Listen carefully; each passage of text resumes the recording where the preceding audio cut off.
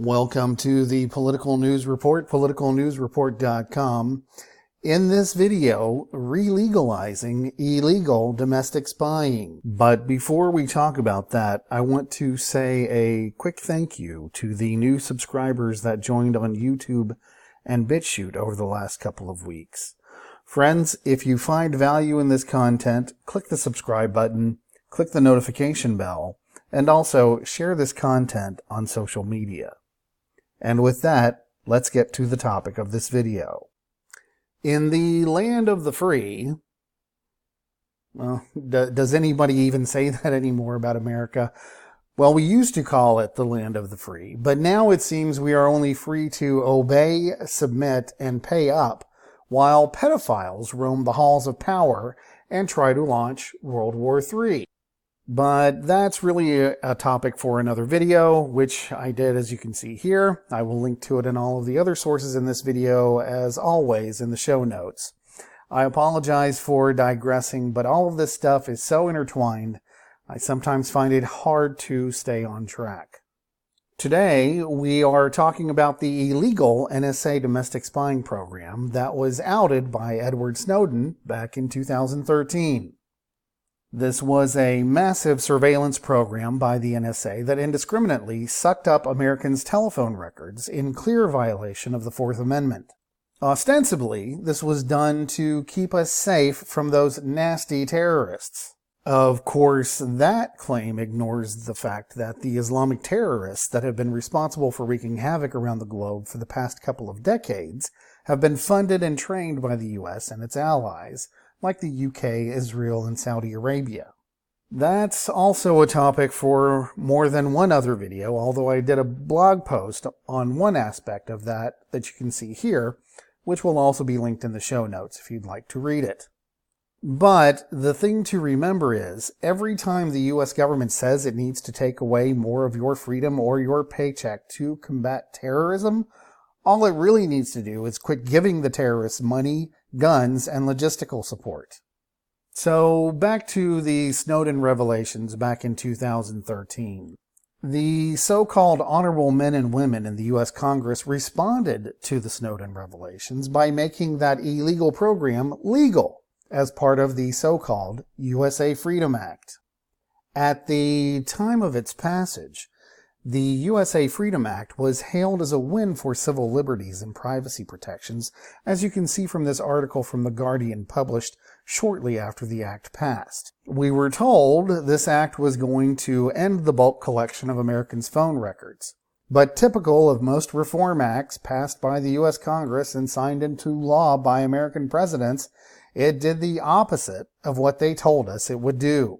Thankfully, there was at least a sunset provision included in the law, and the USA Freedom Act is now set to expire in December of 2019. That is, unless the Trump administration has their way. As recently reported by the New York Times, and I'm not a fan of theirs, but they can do some good reporting when they want to, outgoing Director of National Intelligence, Dan Coats, delivered a letter to Congress on Thursday. That's this letter here. The letter he delivered on behalf of the Trump administration, urging Congress to not only reauthorize the legalization of this illegal massive domestic spying program, but also to make it permanent. As the New York Times article points out, DNI Coats admitted in his letter to Congress that the program was shut down by the NSA because recurring technical difficulties repeatedly caused it to collect more records than it had legal authority to gather.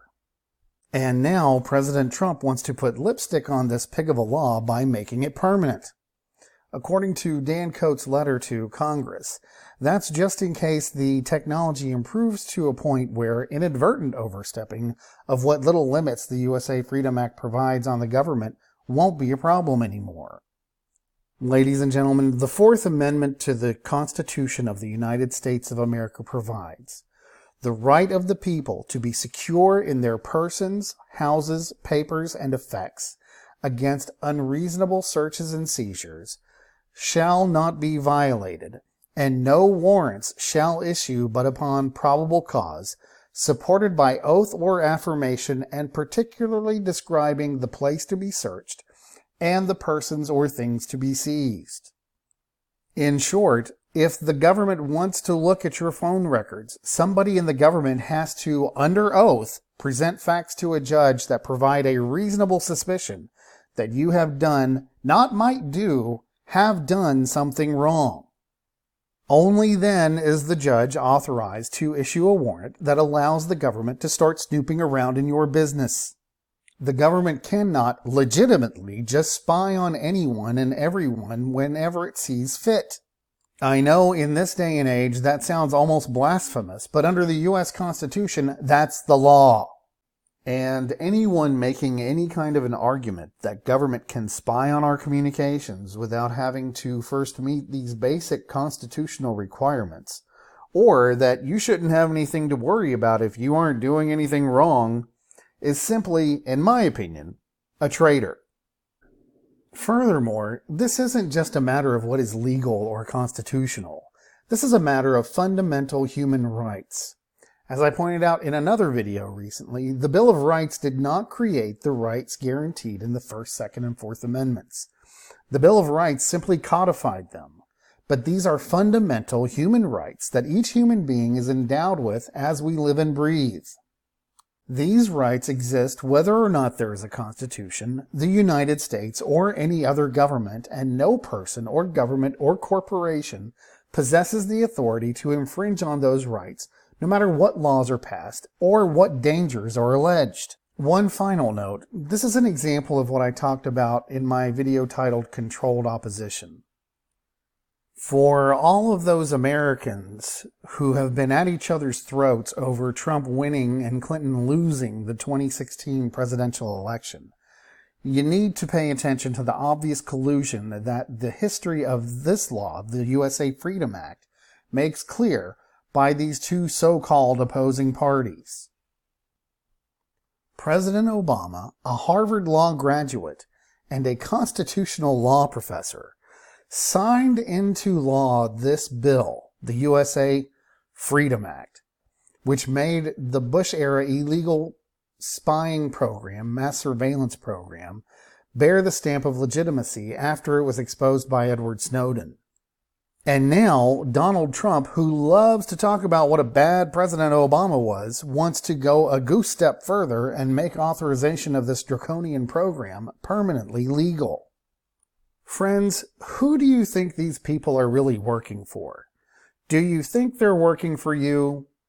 Or do you think that they're working for the benefactors of the military-industrial complex that President Eisenhower, a 5-star general and World War II hero, tried to warn us about in his farewell address over a half-century ago? And doesn't it seem logical, ladies and gentlemen, that these are probably the same people that the Jeffrey Epsteins of the world are working for too? Well, if you've stuck around this long, then please like, share, and subscribe. Also, visit the Political News Report website at politicalnewsreport.com every day for the latest in political news. Thanks for watching, thanks for listening, and remember, the political is personal.